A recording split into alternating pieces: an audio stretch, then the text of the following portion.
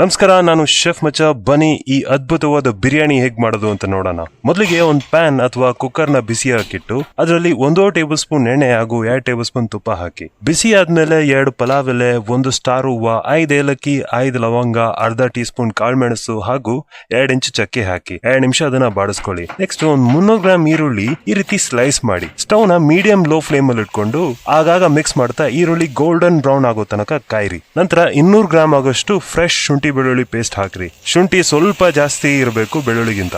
ಹಸಿ ವಾಸನೆ ಹೋದ್ಮೇಲೆ 1 ಟೇಬಲ್ ಸ್ಪೂನ್ ಚಿಲ್ಲಿ ಪೌಡರ್ ಹಾಗೂ 1/4 ಟೀ ಸ್ಪೂನ್ ಅರಿಶಿನ ಪುಡಿ ಹಾಕಿ ಒಂದು 4 ನಿಮಿಷ ಬಾಡಿಸ್ಕೊಳ್ಳಿ. ಆಮೇಲೆ 200 ಗ್ರಾಮ್ ಟೊಮೆಟೊ ಸ್ಲೈಸ್ ಮಾಡಿ ಹಾಕಿ. ಅದು ಈ ತರ ಆಗ್ಬೇಕು. ಆಮೇಲೆ ಖಾರಕ್ಕೆ ತಕ್ಕಂತೆ ಹಸಿ ಮೆಣಸಿನಕಾಯಿ ಹಾಗೂ 1 ಕೈ ಇಡೀ ಆಗುವಷ್ಟು ಪುದೀನ ಹಾಗೂ ಕೊತ್ತಂಬರಿ ಸೊಪ್ಪು ಹಾಕಿ. ಅದು ಕುಕ್ ಆಗೋ ಗ್ಯಾಪ್ ಅಲ್ಲಿ ಅನ್ನಕ್ಕೆ ಒಂದು ಪಾತ್ರೆ ಇಡೋಣ.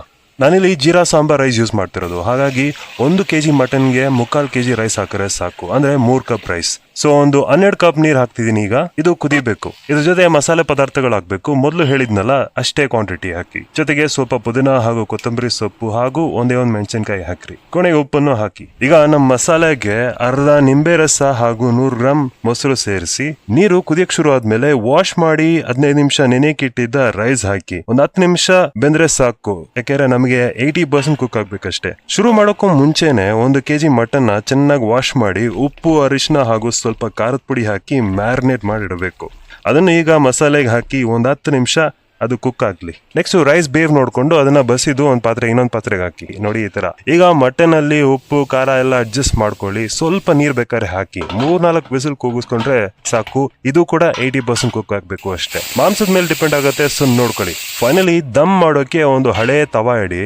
ಅದ್ರ ಮೇಲೆ ಬಿರಿಯಾನಿ ಪಾಟ್ ಇಡಿ. ಅದ್ರೊಳಗೆ ಮಟನ್ ಮಸಾಲೆ ಹಾಕಿ. ಆಮೇಲೆ ರೈಸ್ ಏನಿದೆ ಅದ್ರಲ್ಲಿ ಅರ್ಧ ಮಾತ್ರ ಹಾಕಿ. ಆಮೇಲೆ ಒಂದು ಸೌಟ್ನ ಉಲ್ಟಾ ಹಿಡ್ಕೊಂಡು ಒಂದು 3-4 ಸಲ ಈ ತರ ಮಿಕ್ಸ್ ಮಾಡಿ ಆಮೇಲೆ ಉಳಿದಿರೋ ರೈಸ್ ನ ಹಾಕ್ಬಿಡಿ ಅದ್ರ ಮೇಲೆ. ಈ ಕೊನೆಗೆ ಸ್ವಲ್ಪ ಪುದೀನ ಹಾಗೂ ಕೊತ್ತಂಬರಿ ಸೊಪ್ಪನ್ನು ಅದ್ರ ಮೇಲೆ ಹಾಕಿ ಅಳತೆ ತಗೊಂಡ್ ಕಟ್ ಮಾಡಿರೋ ಬಟ್ಟೆನ ಒದ್ದೆ ಮಾಡಿ ಪಾತ್ರೆ ಮೇಲೆ ಇಡಿ. ಅದ್ರ ನಂತರ ಮುಚ್ಚಳ ಇಡಿ.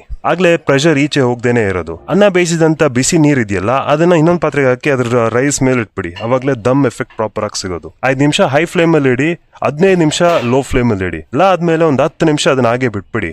ಕೊನೆಗೆ ದಮ್ ಓಪನ್ ಮಾಡಿದಾಗ ಸ್ಮೆಲ್ಲು ಘಮ ಅಂತ ಇಡೀ ಮನೆಯೆಲ್ಲ ತುಂಬಿಕೊಳ್ಳುತ್ತೆ. ಪೂರ್ತಿ ಮಿಕ್ಸ್ ಮಾಡಬಾರ್ದು, ಲೈಟ್ ಆಗಿ ಒಂದ್ ಸ್ವಲ್ಪ ಮಿಕ್ಸ್ ಮಾಡ್ಬೇಕು. ನೋಡಿ ಈ ತರ.